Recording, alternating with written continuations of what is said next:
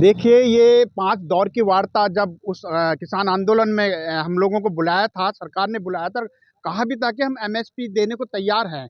लेकिन उसमें हमारे ही आपस के किसानों के मतभेद होके आ गए थे।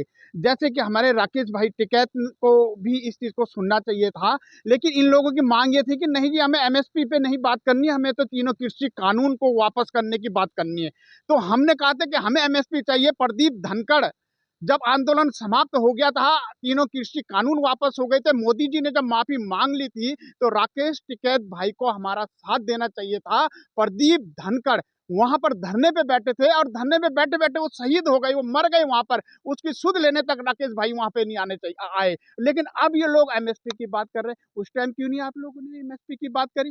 क्यों नहीं करी उस टाइम पे आपने एमएसपी की बात? उस टाइम तो एक ही, नहीं जी हम तो काले कानून जो है वापस लेके रहेंगे। उस टाइम तो तुम इस तरीके की बातें कर रहे थे। अब तुम एमएसपी पे, हम कह रहे थे कि एमएसपी की बात करो, सरकार तैयार थी देने के लिए हमें एमएसपी, लेकिन इन लोगों ने, इनकी जिद के कारण ये सब कुछ हो रहा है। अच्छा, नहीं, पूरे देश में ये हो रहा है कि राकेश टिकैत की वजह से ही आंदोलन समाप्त हुआ है। देखिए, राकेश टिकैत की नहीं, उसमें इन लोगों की, राकेश टिकैत के साथ में योगेंद्र यादव जी भी उस एसकेएम में थे।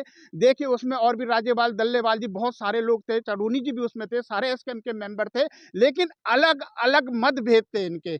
हम लोगों की मांग थी कि, हम लोगों की मांग सिर्फ ये थे कि एसकेएम की मांग ये थी कि हम लोगों को एमएसपी पर गारंटी चाहिए।